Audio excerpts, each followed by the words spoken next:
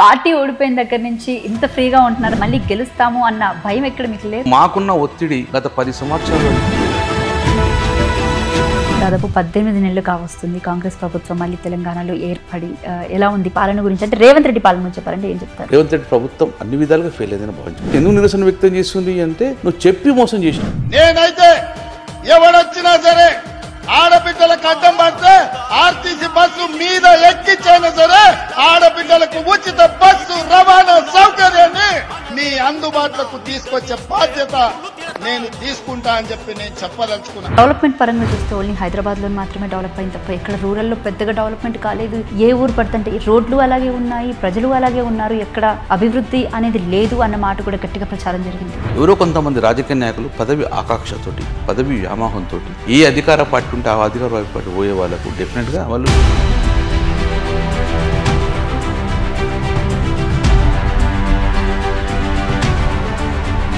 పొన్నం ప్రభాకర్ విషయానికి వస్తే ఆయన బండి సంజయ్ విషయానికి మీ ముగ్గురికి ములాఖత్ ఉంది అన్న మాట గట్టిగా వినిపిస్తుంది. ఏం చెప్తారు? పొన్నం ప్రభాకర్ నేను ఇద్దరం ఫ్రెండ్స్. నమస్తే, welcome to media TV plus. రాష్ట్ర రాజకీయాలను శాసించిన నేల యలగందుల కిల్లా. కేసీఆర్ రాజీనామాలను ఆమోదించిన జిల్లా కరీంనగర్ జిల్లా. ప్రస్తుత ఎమ్మెల్యే మాజీ మంత్రి గంగుల కమలాకర్ గారు మనతో పాటు ఉన్నారు. ఆయన అడిగి అసలు ప్రజెంట్ రాజకీయాల గురించి చర్చించే ప్రయత్నం చేద్దాము. నమస్తే సార్.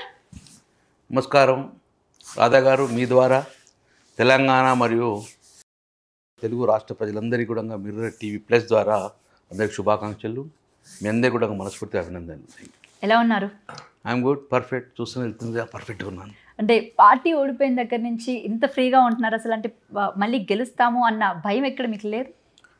అంటే పార్టీ ఓడిపోయిన తర్వాత అధికారం ఉన్నప్పుడు ఎంత కూల్గా ఉన్నామో ఇంకంతకన్నా ఎక్కువ కష్టపడుతున్నాం. ఇప్పుడు ఫ్రీగా ఏం లేము, ఇప్పుడు ఎక్కువ కష్టపడుతున్నాం. అధికారం ఉన్నప్పుడు ఒక నిమిషంలో అధికారులు పనిచేస్తారు, ప్రభుత్వం పనిచేస్తుంది. కానీ ఇప్పుడు మేమే పనిచేయాలి. రాజకీయ నాయకులు ప్రజలకు పనిచేయాలి. ప్రజలు ఆపద ఉన్నప్పుడు, గతంలో మేము అధికారంలో ప్రజలు ఆపద ఉన్నప్పుడు ప్రభుత్వాలు పనిచేస్తాయి, అధికారులు పనిచేస్తారు. కానీ ఈరోజు ప్రభుత్వం పనిచేయనప్పుడు మేమే పనిచేయాలి. కాబట్టి ఇంకా అప్పటికన్నా ఎక్కువ కష్టపడుతుంది ఇప్పుడే మేము. బీఆర్ఎస్ పార్టీ నాయకులు ఎక్కువ కష్టపడేది అపోజిషన్నే మేము చేస్తున్నాం. అంటే ప్రభుత్వంలో ఉన్నప్పుడు ప్రజల సమస్యలు చాలా వరకు మీ వరకు రావు, ఇప్పుడు తెలుస్తున్నాయి అసలు? 100%. ప్రజలకు ఎప్పుడైతే సమస్యలు లేవో అప్పుడు వాళ్ళు ప్రజాప్రతినిధులకు రారు.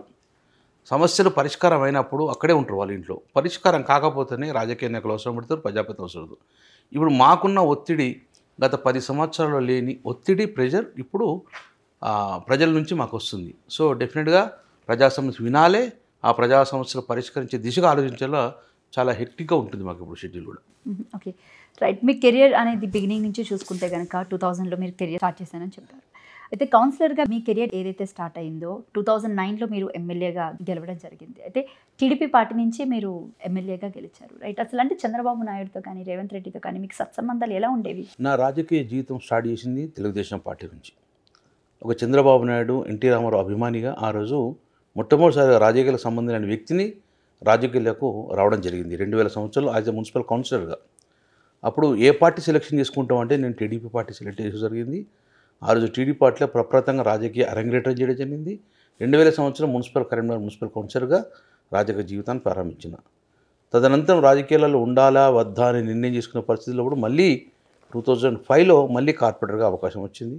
మళ్ళీ కార్పొరేటర్గా పోటీ చేయవలసి వచ్చింది, మళ్ళీ టీడీపీ నుంచి. దాని తర్వాత ఇమ్మీడియట్గా చంద్రబాబు నాయుడు గారు ఫ్లోర్ లీడర్గా, తర్వాత టౌన్ అధ్యక్షునిగా రాజకీయ పదవి ఇచ్చుకుని ఆఖరికి స్టేట్లో సెక్రటరీగా నన్ను నియమించింది. కాబట్టి సో అప్పటి నుంచి చంద్రబాబు నాయుడు గారితో నా అటాచ్మెంట్ బాగుండే, వారితో సత్సంబంధాలు ఉండే. నేను ఆయనని ఇష్టపడదు, ఆయన నన్ను ఇష్టపడుతున్నాను కరీంనగర్లో. సో 2005 నుంచి 2010 వరకు నా మున్సిపల్ కార్పొరేటర్గా ఉన్నప్పుడు మధ్య 2009లో ఎలక్షన్స్ వచ్చినాయి. అప్పుడు ఇమీడియట్గా ఫస్ట్ టైం కరీంనగర్లో బీసీ కరీంనగర్ కార్పొరేషన్లో కరీంనగర్ కాన్స్టిట్యున్సీలో 1956 నుంచి ఏ రోజు నాకు ఒక బీసీకి అవకాశం రాలేదు. ప్రప్రథంగా నాకు అవకాశం ఇచ్చిన 2009లో మంచి మేడతో గెలవడం జరిగింది. 2009లో మొదటిసారి శాసనసభ్యునిగా అడుగుపెట్టాను, అది తెలుగుదేశం పార్టీ ద్వారా. అప్పుడే 2009లో నాతో పాటు రేవంత్ రెడ్డి గారు, అప్పుడే చిరంజీవి గారు ప్రజారాజ్యం, అప్పుడు వైఎస్ రాజశేఖర రెడ్డి గారు ముఖ్యమంత్రి. అంటే మేము అప్పుడు అడుగుపెట్టింది 13వ అసెంబ్లీ. 13వ అసెంబ్లీ అంటేనే 13 పేరు మంచిది కాదు ఎప్పటికి కూడా. అప్పుడే రాజశేఖర్ చనిపోవడం, అప్పుడే విజయమ్మ ఎమ్మెల్యే కావడం, అప్పుడే జయసుధ ఎమ్మెల్యే కావడం, అప్పుడే మన చిరంజీవి గారు ప్రజారాజ్యాన్ని తీసుకుని వల్ల విలీనం ఇవన్నీ కూడా 2009లో స్టార్ట్ అయినాయి. అప్పుడే తెలంగాణ ఉద్యమం తీవ్రతమైంది. అప్పుడు మలిదశ ఉద్యమం అయింది. అప్పుడు తెలంగాణలో ఎక్కువ ఉద్యమం స్టార్ట్ అయింది కరీంనగర్ నగరం. నేను ప్రాతినిధ్యం వహించిన బట్టి నాకు చాలా ఇబ్బంది అవుతుండే. మొదటిసారి ఎమ్మెల్యే గెలిచావు, తెలుగుదేశం పార్టీ 2 నాలుకల ధోరణి ఉన్నది, 2 కల సిద్ధాంతం ఉన్నది. సో నువ్వు రాజీనామా చేస్తావా పార్టీకి, లేకుంటే ఎమ్మెల్యే పదవి చేస్తావా అని చెప్పి తీవ్రమైన ఒత్తిడి ఉంది. సో అప్పుడు తేల్చుకోలేకపోయినా. ఒకవైపు పార్టీని ఇచ్చిన చంద్రబాబు వైపు ఉన్నాన్న, ఒకవైపు నన్ను గెలిపించిన ప్రజల వైపు ఉండాలని చెప్పి సందిగ్ధంలో చంద్రబాబు చెప్పే నేను బయటకు రావడం జరిగింది. నేను ప్రజల పక్షాన ఉంటా కాబట్టి నన్ను క్షమించండి, మీరు టికెట్ ఇచ్చారు, గెలిపించారు, కానీ అల్టిమేట్గా ప్రజల పక్షాన ఉండాలని చెప్పేసి పార్టీకి చెప్పి నేను బయటకు రావడం జరిగింది. టీఆర్ఎస్ పార్టీలో తెలంగాణ ఉద్యమంలో పాల్గొన్నాను. ఈవెన్ తెలుగుదేశం పార్టీలో ఉండు కూడా నేను తెలంగాణ ఉద్యమంలో పాల్గొన్నాను. పార్టీకి అప్పుడు రాజీనామా చేశాను. సో అప్పుడు మా ఉద్యమాన్ని కూడా చంద్రబాబు గౌరవించే తెలుగుదేశం పార్టీ తెలంగాణ ఒక అధ్యక్షుని చేశారు, నాగంజ్యోతి కమిటీ చేశారు. సో అప్పుడు చేశాను.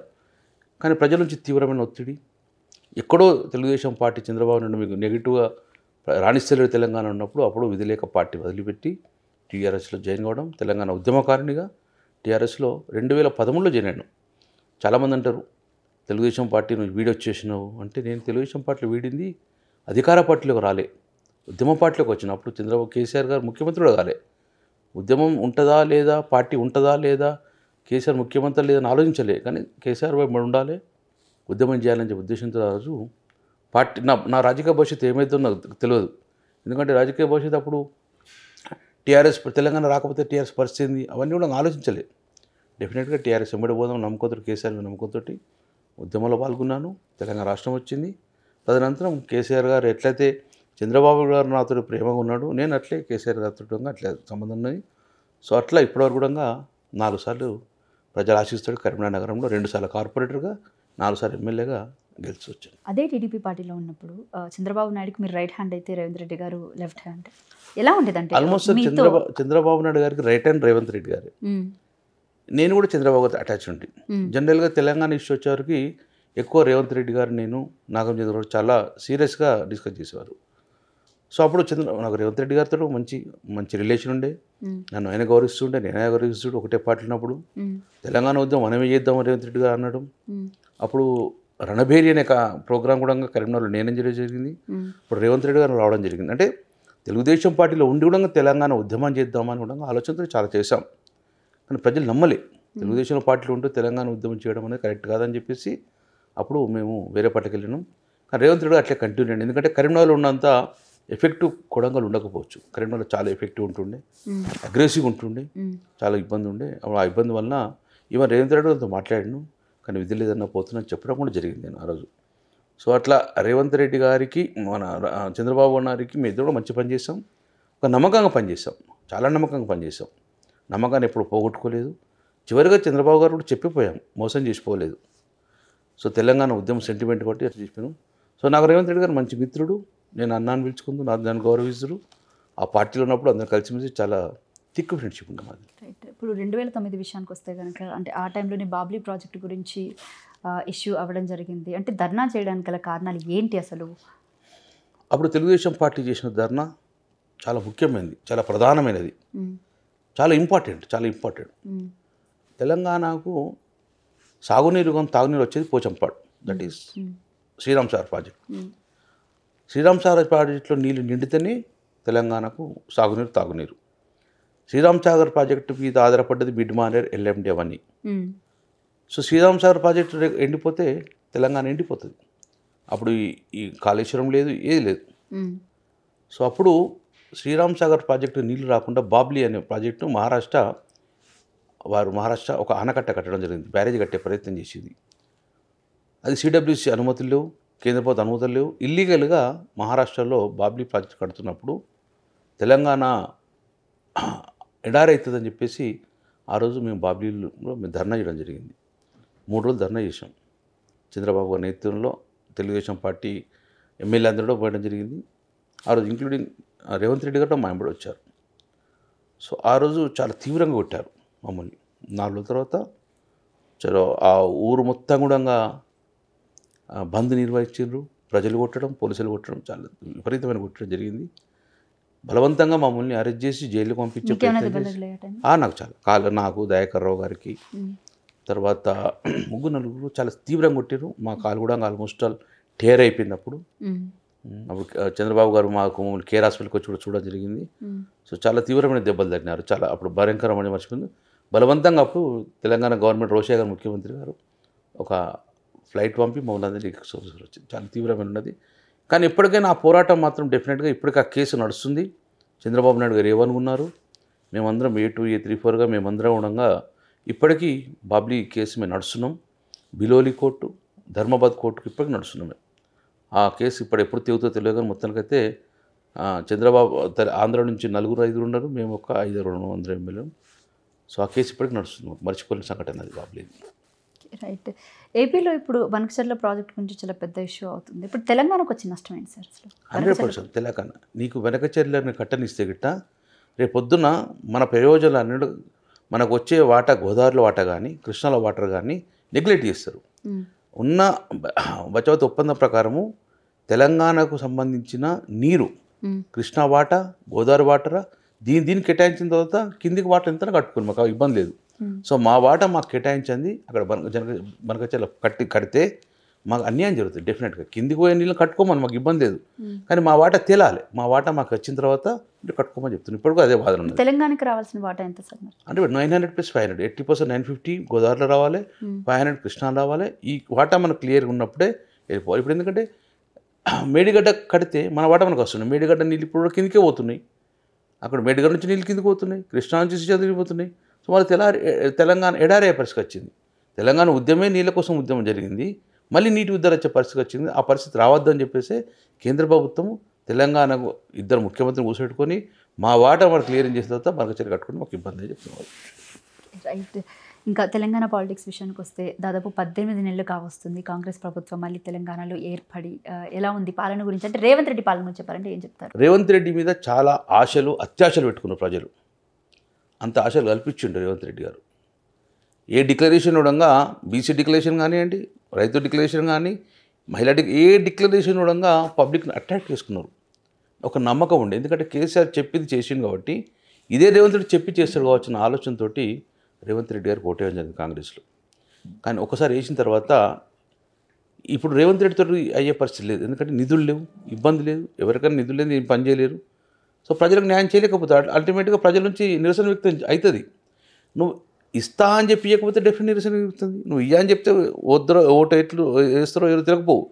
కానీ నీకు 2500 మహిళలకు ఇస్తా అని చెప్పేసి, రైతు భరోసా ఇస్తా అని చెప్పేసి, కళ్యాణ లక్ష్మితో గోల్డ్ ఇస్తా అని చెప్పి ఇవన్నీ చెప్పారు. ప్రజలు నమ్మిరు. రుణమాఫీ చేస్తా నమ్మే వారికి ఓటేసారు. ఇప్పుడు ప్రజల నుంచి ఎందుకు నిరసన వ్యక్తం చేస్తుంది అంటే నువ్వు చెప్పి మోసం చేసినావు అని. ప్రజలల్లో చెప్పకుంటే ఆయన ఆర్థికమైన ఇబ్బంది ఉంది కాబట్టి ప్రజలు పట్టించుకోపోదురు. కానీ ఇస్తా అని నమ్మి మోసం చేసి ఓటేయించుకున్నావు కాబట్టి ప్రజలు నిరసన పెట్టి డెఫినెట్గా ఈ 18 నెలల పాలనలో రేవంత్ రెడ్డి ప్రభుత్వం అన్ని విధాలుగా ఫెయిల్ అయిందని భావించుకోవచ్చు. జస్ట్ బికాజ్ ఆఫ్ ద డబ్బులు లేవు. ప్రభుత్వం దగ్గర డబ్బులు ఉంటేగా పనిచేసేది. మీరు ఆశ పెట్టేది లక్షల కోట్లల్లో వచ్చే రెవెన్యూ 10,000 కోట్లలో వస్తే గిట్ట. సో సాటిస్ఫై చేసే పరిస్థితి లేదు కాబట్టి జనరల్గా ఏ ప్రభుత్వం అంతే పరిస్థితి. ఇప్పుడున్న పరిస్థితుల్లో రేవంత్ రెడ్డి ప్లేస్లో మేము ఉండగా డెఫినెట్గా అంత సాటిస్ఫై చేయలేము. కానీ కేసీఆర్ గారు అంత హామీలు ఇవ్వకపోతుండే. ఎందుకంటే కేసీఆర్ గారు తెలుసు బడ్జెట్ ఏంది, ఇన్కమింగ్ ఏంది, స్టేట్ ఓన్ రిసోర్స్ ఏంది, దానికి అనుగుణంగానే హామీలు ఇస్తుండే. కానీ కేసీఆర్ రేవంత్ రెడ్డి గాగా మేము కూడా హామీలు ఇస్తే మాకు కూడా ఓటెద్దురు. కానీ గెలిచిన తర్వాత ప్రజలకు మోసం చేసే ఉద్దేశం లేదు కాబట్టి కేసీఆర్ హామీ ఇవ్వలేదు. సో డెఫినెట్గా 18 నెలలు రేవంత్ రెడ్డి నిరసన, రాబోయే కాలంలో ఇంకా నిరసన వ్యక్తం చేస్తారు ప్రజలు. ఎందుకంటే ఇంకా రాను కూడా నీటి ప్రాబ్లం వస్తుంది. ఎందుకంటే మేడిగడ్డ నుంచి నీళ్ళు కిందికి పోతున్నాయి. మేడిగడ్డ నీళ్ళు ఒకటే సోర్స్, కాళేశ్వరం మాత్రమే సోర్స్. తద్వారా అన్ని జలాశయాలు ఎండిపోయే పరిస్థితి వచ్చింది. ప్రజలు ఒకవైపు ఆర్థికమైన ఇబ్బందులతో ఉంటాయి, ఒకవైపు సాగునీరు తాగునీరు పంటలు ఎండక ఇబ్బంది అయితే ప్రజలు మళ్ళీ ఎడారి చూస్తారు. ఎడారి విషయం నిరసన వ్యక్తం చేస్తారు. రైట్. అంటే ఇప్పుడు పార్టీ ఓడిపోయి దాదాపు గవర్నమెంట్ ఫామ్ అయ్యి ఎన్ని రోజులు అవుతుందో, పార్టీ ఓడిపోయి కూడా అన్ని రోజులు అవుతుంది. రెక్టిఫై అనేది చేసుకున్నారా అసలు? అంటే పార్టీ పరంగా చూసుకున్నట్లయితే కనుక ఇప్పుడు రాబోయే కాలంలో జెడ్పీటీసీ ఎంపీటీసీ ఎలక్షన్స్ ఉన్నాయి ఇంకొక 1-2 మంత్స్లోని. సో బేసిక్గా ఏంటంటే ఇక్కడ రూరల్లో కానీ అర్బన్లో కానీ పార్టీ పరంగా చూసుకుంటే కనుక కాంగ్రెస్ మీద ఎంత వ్యతిరేకత ఉన్నది అన్నది ఎంత వాస్తవమో, బట్ బీఆర్ఎస్ మీద కూడా ప్రేమ లేదు అన్నది కూడా అంతే వాస్తవం. దీని గురించి ఏం చెప్తారు? నేను దాంతో ఏకీభిస్తలేదు. కేసీఆర్ అభిమానులు, తెలంగాణ అభిమానులు జనరల్గా కేసీఆర్ని వదిలిపోరు. ఎవరో కొంతమంది రాజకీయ నాయకులు పదవి ఆకాంక్షతోటి, పదవి వ్యామోహంతో ఏ అధికార పార్టీ ఉంటే ఆ అధికార పార్టీ పోయే వాళ్ళకు డెఫినెట్గా వాళ్ళు ఈ పార్టీని మంచి లేదని చెప్పుకుంటారు. కానీ తెలంగాణ వాదం, తెలంగాణ వాదులు, కేసీఆర్ గారు తెలంగాణ చేసిన కృషి, తెలంగాణ అభిమానులు, కేసీఆర్ అభిమానులు కేసీఆర్ని వదిలిపోరు. ఎందుకంటే కేసీఆర్ గారు ఒక 40-50 సంవత్సరాల దరిద్రాన్ని కూడా తీసే ప్రయత్నం చేశాడు. ఎగ్జాంపుల్ మా కరీంనగర్లో చూడండి, భూమికి వరవంత పంట పండిరు. సివిల్ సప్లై మంత్రిగా నేను అంటే చరిత్రలోనే ఎప్పుడు లేని విధంగా కొనుగోలు చేయడం జరిగింది. మరి భూమికి బరువే పంట ఎట్లా వచ్చింది? భూమి పెరగలే కదా, పెరిగింది. ప్రజలకు నమ్మకం పెరిగింది. కేసీఆర్ సాగునీరు ఇచ్చిండు, తాగునీరు ఇచ్చిండు, రైతు బంధు ఇచ్చిండు, పెట్టుబడి ఇచ్చిండు, ఇలాంటి కరెంట్ ఇవ్వడం వలన రైతులు సంతోషంగా ఉన్నారు. కాబట్టి వాళ్ళందరూ ఇప్పుడు కేసీఆర్ని వదిలిపోరు, వాళ్ళు బయటకు వచ్చిపోరు. సరే, కొంతమంది మాట్లాడుతుంటారు క్యాడర్ వీక్ అయిందని. ఎప్పుడు క్యాడర్ వీక్ మరి ఎందుకు పార్టీ ఓడిపోయింది మొన్న? న్యాచురల్గా మొన్న ఆశ రేవంత్ రెడ్డి గారి మీద నమ్మకం పెట్టుకున్నారు, ఎక్కువ ఫలితాలు వస్తాయని చెప్పేసి. మీరు రుణమాఫీ మాఫీ చేసుకోరు, పోయి బ్యాంకులకు తీసుకొచ్చుకోరి, 2 లక్షలు రుణమాఫీ చేస్తా అంటే గంట లోపల పోయి తీసుకొచ్చుకోమంటే చాలామంది చేసుకున్నారు. సో అలాంటి ఆశ రేకెత్తించాడు రేవంత్ రెడ్డి గారు. మీరు ఇప్పుడు రుణమాఫీ చేస్తాం, బ్యాంకు తెచ్చుకొచ్చుకోని. డెవలప్మెంట్ పరంగా చూస్తే ఓన్లీ హైదరాబాద్లో మాత్రమే డెవలప్ అయింది తప్ప ఎక్కడ రూరల్లో పెద్దగా డెవలప్మెంట్ కాలేదు. ఏ ఊరు పడుతుంటే రోడ్లు అలాగే ఉన్నాయి, ప్రజలు అలాగే ఉన్నారు, ఎక్కడ అభివృద్ధి అనేది లేదు అన్న మాట కూడా గట్టిగా ప్రచారం జరిగింది. నేను గెలిచింది కేవలం అభివృద్ధి మీదే గెలిచాను. మా కరీంనగర్లో 40-50 సంవత్సరాలలో ఎప్పుడు జరిగిన అభివృద్ధి కరీంనగర్లో 10 సంవత్సరాలు చేశాను. మొన్న నాకు అంత టైట్ ఇబ్బందులు కూడా ప్రజలు డెవలప్మెంట్ చూసి ఓటేశారు. నమ్మకత్తుడు మళ్ళీ చేస్తాం, నమ్మకత్తుడు ఉన్నది. డెవలప్మెంట్ అనేది తెలంగాణలో మొత్తం జరిగింది. ఈవెన్ కేంద్ర ప్రభుత్వంలో ఏ అవార్డు వచ్చినా తెలంగాణకు వచ్చిందంటే అది డెవలప్మెంట్ అయినట్టే కదా. So definite road infrastructure develop చేసుకున్నాం, సాగునీరు తాగునీరు ఇన్ఫ్రాస్ట్రక్చర్ డెవలప్ చేసుకున్నాం, ప్రజలకు ఇక్కడ కలుషితమైన వాటర్ లేకుండా అంటురోగాలు రాకుండా కాపాడుకున్నది. అంటే ఇటు ఖమ్మం, నల్గొండ విషయానికి వస్తే ఏం చెప్తారు? ఎందుకంటే అటు సైడ్ బేసిక్గా కాంగ్రెస్కి బాగా ఓట్ బ్యాంకింగ్ అనేది గట్టిగా ఉంది. ఇప్పుడు ఆదిలాబాద్ సైడ్ కూడా బాగా పెంచుకుంటున్నారు. నాకు తెలిసి 2023లో జరిగిన ఎన్నికలు, తదనంతరం 2024 పార్లమెంట్ ఎన్నికలకు ఇప్పుడు మళ్ళీ ఎన్నికలకు కూడా తేడా వస్తాయి.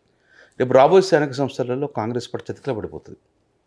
కాంగ్రెస్ పార్టీ గెలవదు. 3 ఏళ్ళు ఉంది, ప్రజలు మళ్ళీ దానికంటే ఏది చేయరన్న భయంతో ఓట్లేస్తారేమో, గెలిపించుకుంటారు. ఒక్కసారి ప్రజలలో తెలంగాణ ప్రజలు ఏంటంటే అయితే ఆకాశానికి ఎత్తుకుంటారు, ఒక తప్పు చేస్తే అదే ఆకాశం నుంచి కింద బండకేసి కొడతారు.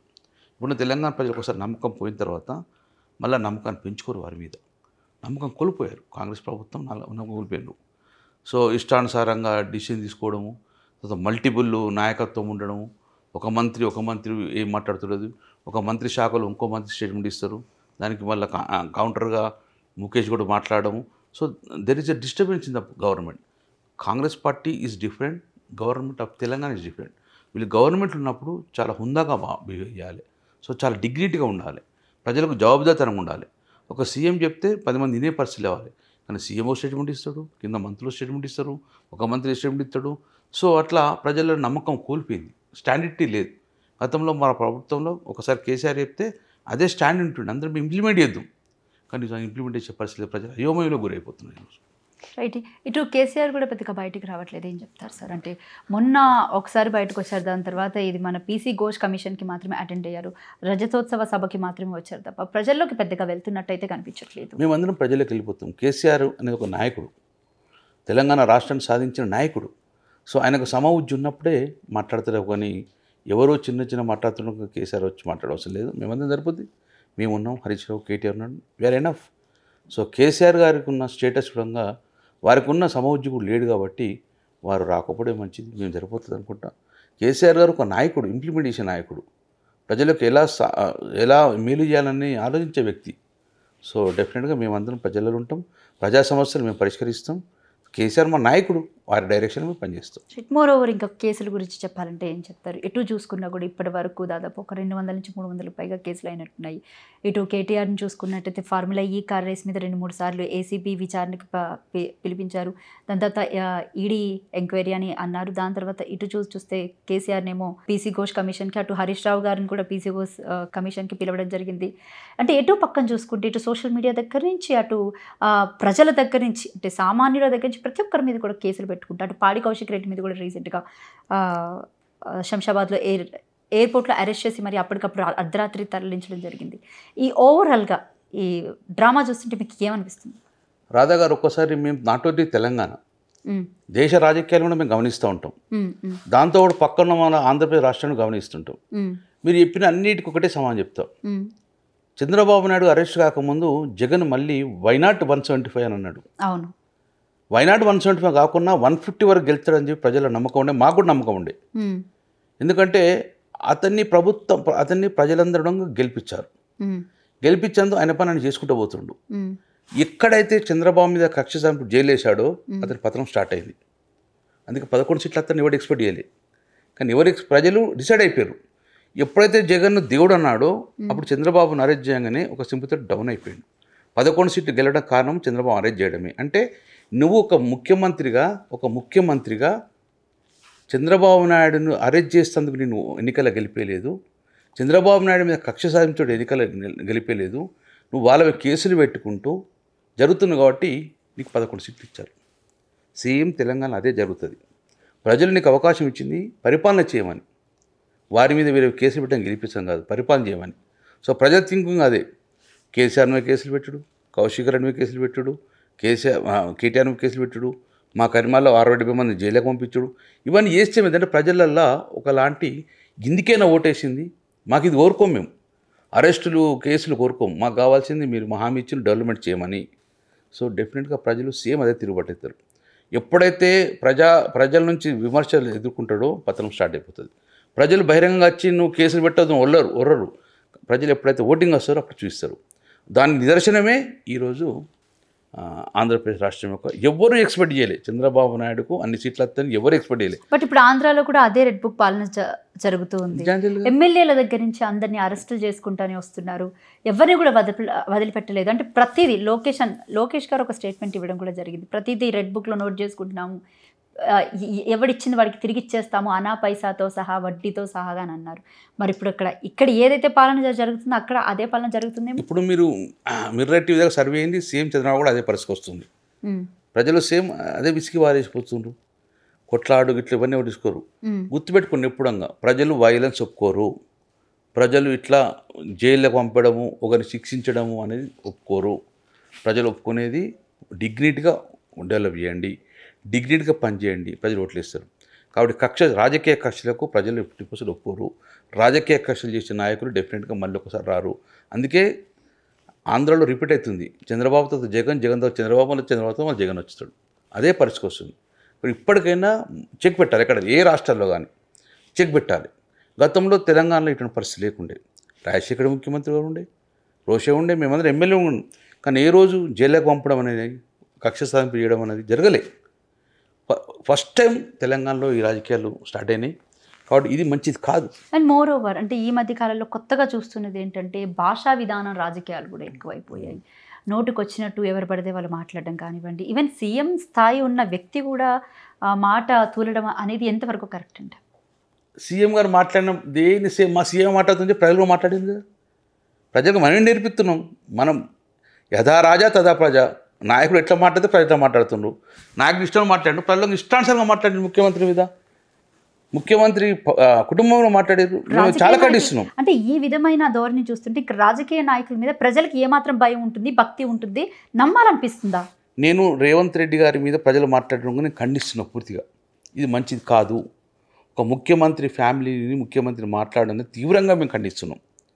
సో అటువంటి పరిస్థితి రానియద్దు. We should not encourage. ముఖ్యమంత్రి మాట్లాడచ్చా? అదే అంటున్నా కదా నేను అనేది. ముఖ్యమంత్రి మాట్లాడడం వల్ల ఆ పరిస్థితి వచ్చింది. కాబట్టి అందుకే మనమే డిగ్నిటీగా ఉంటే ప్రజలు యథారాజ మన ప్రజలు అట్లే ఉంటారు. మా ముఖ్యమంత్రి అట్లా మాట్లాడుతున్నా మేము మాట్లాడుతున్న పరిస్థితికి వచ్చింది. ఆ ముఖ్యమంత్రిని అట్లా మాట్లాడు ఈ తెలంగాణ సమాజానికి మంచిది కాదు, తెలంగాణ ప్రజలకు మంచిది, తెలంగాణ నాయకులు రేపొద్దు మా ముఖ్యమంత్రి అట్లా మాట్లాడుకోవచ్చు. ప్రజలు మనం ఇటువంటి ఎంకరేజ్ చేయొద్దు. ఇవాళ రేవంత్ రెడ్డి గారి మీద మాట్లాడవచ్చు, రేవంత్ కుటుంబం మాట్లాడచ్చు. దాన్ని మనం సీరియస్గా ఖండించకపోతే రేపు ఏ ముఖ్యమంత్రి మాట్లాడే అలవాటు అవుతుంది. ఇది ఈ రాజకీయాల్లో కరెక్ట్ కాదు. నాయకుడు ముఖ్యమంత్రులు ప్రజల సేవ చేస్తానికి వచ్చింది కాబట్టి అలాంటి మాటలు మాట్లాడద్దు. అటువంటి మాట్లాడడానికి ఆస్కారం కూడా మనమే ఇవ్వద్దు. మనమే లూజ్ టాంగ్ చేస్తే ప్రజలు అది నేర్చుకుంటారు. కాబట్టి మనం హుందాగా ఉంటే ప్రజలు మనం హుందాగా ఉంటారు. అది నా ఆలోచన. రైట్.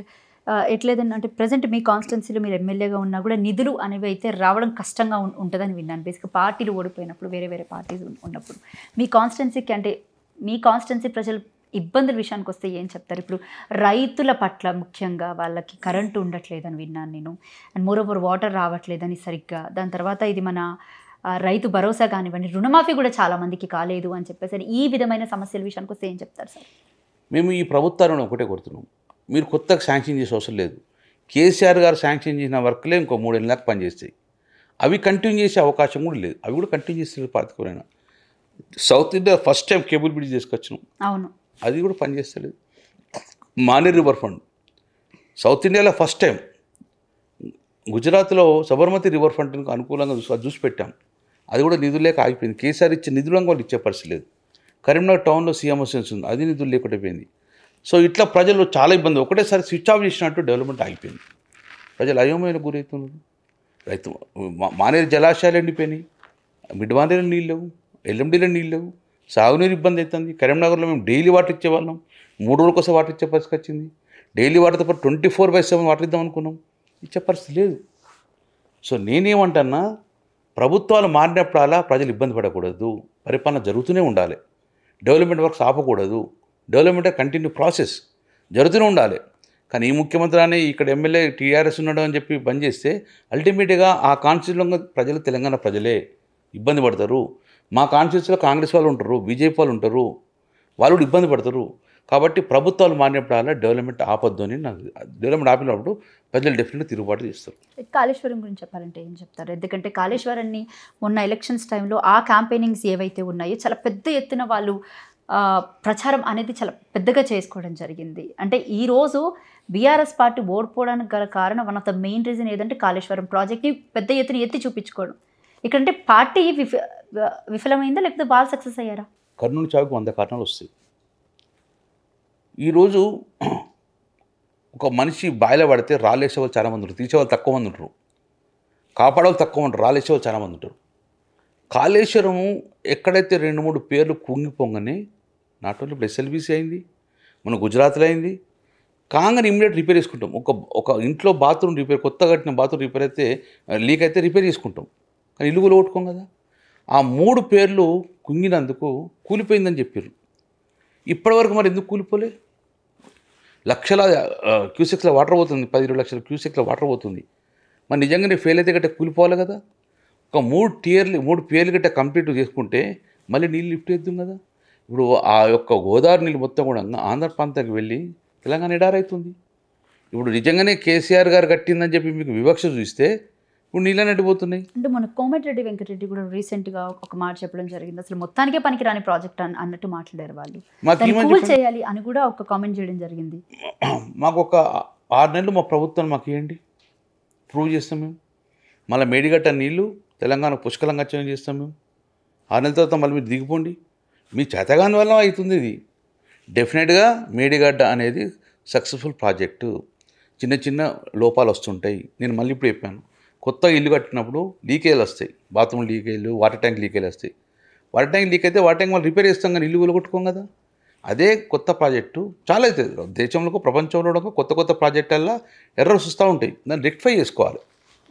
అంటే లక్షల కోట్లను నాట్ ఓన్లీ బ్యారేజ్ కాదు, మేడిగడ్డ బ్యారేజ్ కదా, సుందిలో ఉంది, అన్నారం ఉంది, అక్కడ నుంచి మిడ్మానేర్ దాకా వందల గ్రావిటీ కెనాల్స్ ఉన్నాయి కదా. అదొకటి కాళేశ్వరం. ఆ ఒక 3 పేర్లను చూసుకొని సాగు పెట్టుకొని మేము కట్టమంటే అర్థమైంది. తెర మీదకి వచ్చిన వాదన ఏంటంటే బాంబు పేలింది అని చెప్పేసి అని మన అనలిస్ట్ వి ప్రకాష్ గారు కూడా ఒక ఇంటర్వ్యూలో చెప్పడం జరిగింది. దానికి అంటే అనుగుణంగానే కేటీఆర్ గారు కూడా మాట్లాడడం జరిగింది. ఇది ఎంతవరకు వాస్తవాలు? దీని మీద మీ కామెంట్ ఏంటి? కావచ్చు, దాని మీద ప్రభుత్వాలు చేసుకోవాలి, ఆ కోణంలో ఆలోచించుకోవాలి.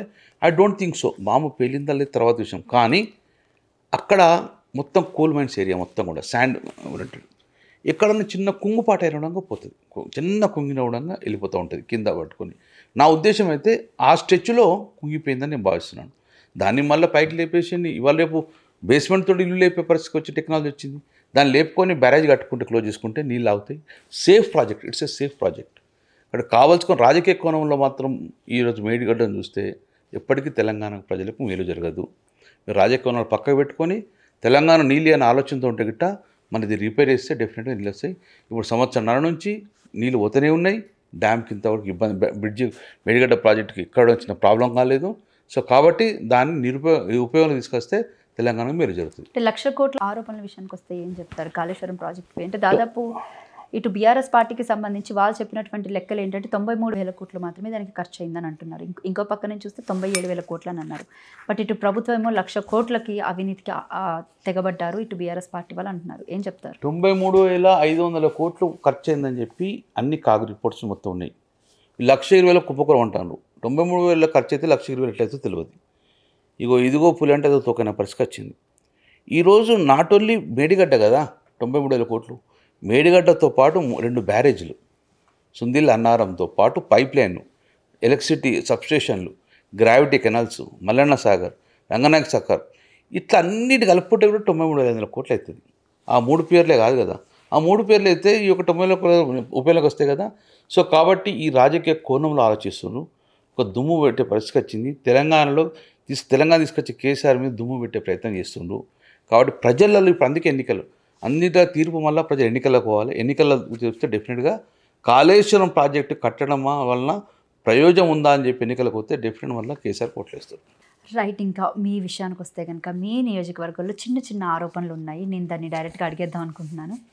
సో పొన్నం ప్రభాకర్ విషయానికి వస్తే అండ్ బండి సంజయ్ విషయానికి మీ ముగ్గురికి ములాఖత్ ఉంది అన్న మాట గట్టిగా వినిపిస్తుంది. ఏం చెప్తారు? అంటే పొన్నం ప్రభాకరు నేను ఇద్దరం ఫ్రెండ్స్, రాజకీయాలు రాకముందు ఫ్రెండ్స్. రాజకీయాలకు వచ్చిన తన పార్టీ విధానాలు వేరు, మా పార్టీ విధానాలు వేరు. సో రాజకీయంగా విభేదించుకున్నాం. ఒకసారి రాజకీయాలకు వచ్చిన తర్వాత మేము విభేదించుకోవడం జరుగుతుంది. దాని తర్వాత ఫ్రెండ్స్ కూడా అంటే మీ గురించి ఆయన హుస్నాబాద్ నియోజకవర్గానికి వెళ్ళిపోయాడు అని కూడా నాకు 2018లో నేను బండి సంజయ్ పొన్నపురం ముగ్గురం కొట్లాడుకున్నాం. నేను గెలిచాను, పొన్నపురం 3వ ప్లేస్కి వచ్చిండు. మళ్ళీ బండి సంజయ్ నేను పోటీ చేసినప్పుడు డెఫినెట్గా ఆయనే మళ్ళీ 3వ ప్లేస్కి పోతున్న ఆలోచన పెట్టుకున్నాడు, వెళ్ళిపోవచ్చు. That is different issue. కానీ మేము రాజకీయంగా విభేదించుకున్నమాట వాస్తవమే. అప్పుడున్న ఫ్రెండ్షిప్ రాజకీయాలకు వచ్చాక మారిపోయినాం. సో ఇప్పుడు మేము రాజకీయ శత్రువుగానే ఉన్నాం. మేము బండి సంజయ్కి వచ్చాకుండా బండి సంజయ్ నాకు చిన్నవాడే, మా తమ్ముళ్ళలాగానే. ఆయనని రాజకీయాలలో ఒకటేసారి కార్పొరేట్ ఒకటేసారి అయినాం, నాకు తర్వాత అయినా. దాని తర్వాత రాజకీయంగా కొట్లాడుకున్నాం. ఆయన బీజేపీ పార్టీ నుంచి గెలిచాడు, నేను బీఆర్ఎస్ పార్టీ నుంచి గెలిచాను.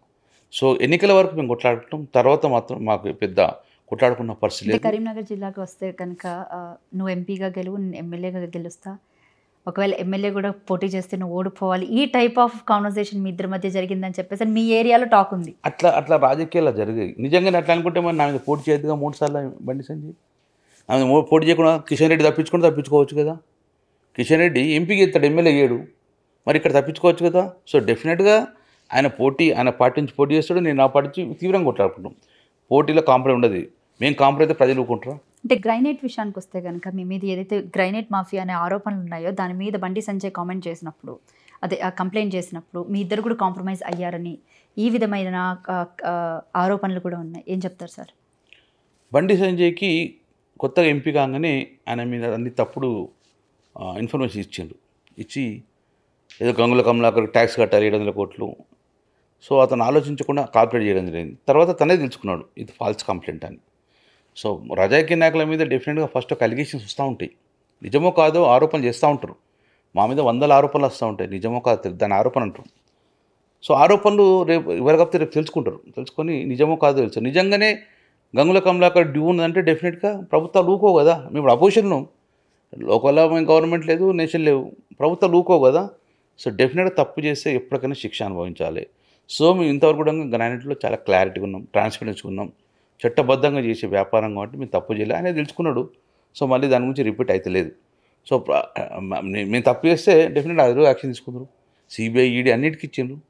సో మేము ఇక్కడ తప్పు చేయలేదు, గ్రానైట్ చట్టబద్ధంగా పనిచేస్తున్నాం. రైట్. ప్రధానంగా ఇంకొక ఆరోపణ ఉంది మీ మీద, మీ నియోజకవర్గాల్లో మీ కమ్యూనిటీ వాళ్ళని మాత్రమే మీరు పెంచి పోషిస్తారు అని చెప్పేసి అని బాగా అనుకుంటున్నమాట.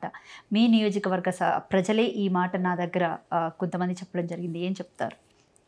ఒక కమ్యూనిటీ ఓట్లేస్తే నాకు ఓట్లు రావు కదా. మా కమ్యూనిటీ ఓట్ అని కాదు, నేను అందరి వాడిని. నేను ముఖ్యంగా బడుగు బలహీన వర్గాలకు చెందిన వ్యక్తిని, వారింబడి ఉంటానని. సో కొంతమంది విమర్శ చేస్తారు, జనరల్గా పడని వాళ్ళు చేస్తారు. 4 సార్లు గెలవంగానే డెఫినెట్ నా మీద ఆరోపణ చేస్తూ ఉంటారు, ఏదో ఒక కాంట్రవర్సీ స్టేట్మెంట్ ఇస్తూ ఉంటారు, దాన్ని పట్టించుకొని. కానీ నేను అందరూ ఒకటే కమ్యూనిటీ సపోర్ట్ చేస్తే ఎన్నిసార్లు 4 సార్లు గెలవనియరు కదా, ఆ కమ్యూనిటీ ఓట్లు వేస్తే గెలవం కదా. సో నేను ప్రజల మనిషిని, అభివృద్ధి చేస్తూ ఉంటాను. 99% కాంట్రాక్ట్స్ దూరంగా ఉంటాను, డెవలప్మెంట్ మీద కాన్సన్ట్రేట్ ఇస్తాను. సో నేను అందరి వాడికి పేరు ఉంటారు. ఆరోపణ తప్పు.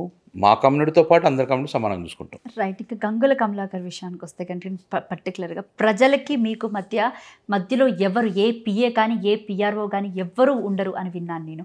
అంటే డైరెక్ట్గా మీకే ప్రజలు ఫోన్ చేస్తారు ఏ సమస్య ఉన్నా కూడా, అండ్ ఇంటికి ఎవరు వచ్చినా కూడా భోజనం పెట్టి పంపిస్తారు. అలాగే ఎవరికి ఏ ఆపద వచ్చినా at any cost A night అయినా కూడా మీరు హెల్ప్ చేస్తారు అని విన్నాను. ఏం చెప్తారు ఈ మాటకి? ఒక రాత్రి 11 గంటలు గిట్ట ఒక కార్యకర్త కానీ ఒక ప్రజలు కానీ యాక్సిడెంట్ పడిపోతే వారు పిఏకి ఫోన్ చేస్తే పిఏ ఒక ఉంటాడు, నేను ఒక ఉంటాడు. అందుకని నా ఫోన్లో పిఏలు ఎత్తారు. 24/7 నా ఫోన్ నేనే అటెండ్ అవుతాను. మిస్ కాల్ ఇచ్చినా నేను మరి రిప్లై ఇస్తాను. ఎందుకంటే ఏదో ఆపదలతో ఉంది కాబట్టి ఫోన్ చేస్తాడు.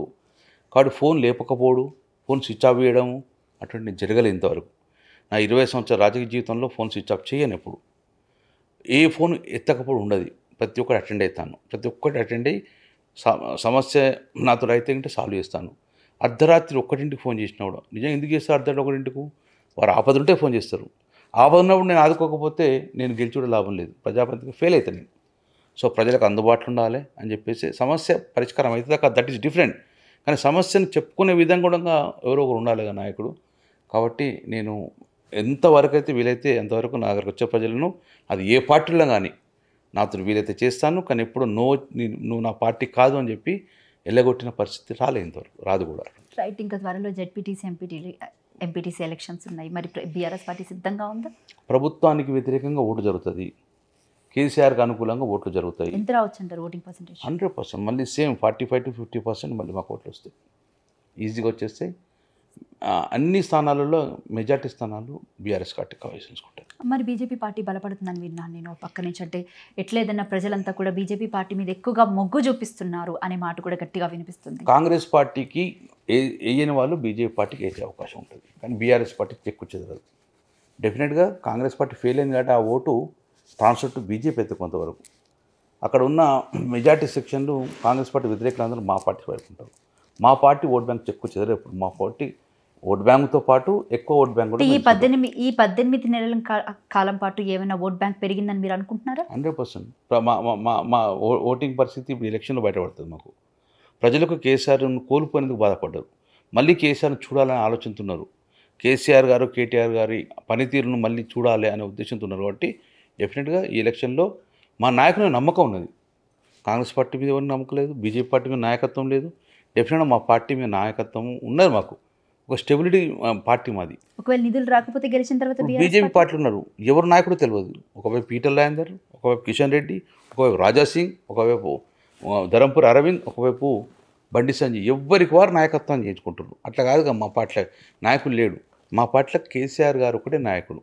డెఫినెట్గా అందులో కాబట్టి ఆ నాయకత్వం నమ్మకం ఉన్నది. కేసీఆర్ చెప్తే పార్టీ అంత లైన్ ఉంటుంది. బీఆర్ఎస్ పార్టీ గెలిచిన తర్వాత ప్రభుత్వం ఇప్పుడు కాంగ్రెస్ పార్టీ చేతిలో ఉంది కాబట్టి నిధులు రాకపోతే ఏం పరిస్థితి? డెఫినెట్గా వీ హ్యావ్ టు ఫైట్. ప్రభుత్వానికి ప్రజలకు మధ్యన మా పార్టీ అనుసంధానంగా ఉంటుంది, బ్రిడ్జ్గా ఉంటుంది. ప్రజా సమస్యలు పరిష్కరించేందుకు మేము ఒక వేదిక చూసుకుంటాం. అసెంబ్లీ కానీ అయినా ప్రజలకు ఆ న్యాయమైన కోరికలు వచ్చే విధంగా బీఆర్ఎస్ పార్టీ పోటీ చేస్తుంది, పోరాటం చేస్తుంది. రైట్. ఇంకా జూబ్లీ హిల్స్ కాన్స్టిట్యున్సీ విషయానికి వస్తే ఏం చెప్తారు? మళ్ళీ బై ఎలక్షన్ రాబోతుంది ఇక్కడ. సేమ్ రిపీట్ అవుతుంది. 2023 సేమ్ రిపీట్ అవుతుంది. మంచి మెజార్టీతో మా గోపీనాథ్ చనిపోయినందుకు డెఫినెట్గా మా పార్టీ టికెట్ మాకే వస్తుంది, మా పార్టీ సీటు మాకే వస్తుంది. మంచి మెజార్టీతో గెలుస్తాం. Thank you sir. Thank you so much sir. మీ విలువైన సమయాన్ని మాకు కేటాయించినందుకు. ఇది మాజీ మంత్రి ఎమ్మెల్యే గంగుల కమలాకర్ గారితో ప్రత్యేక ఇంటర్వ్యూ. మరొక ఇంటర్వ్యూతో మళ్ళీ కలుద్దాం. Thank you.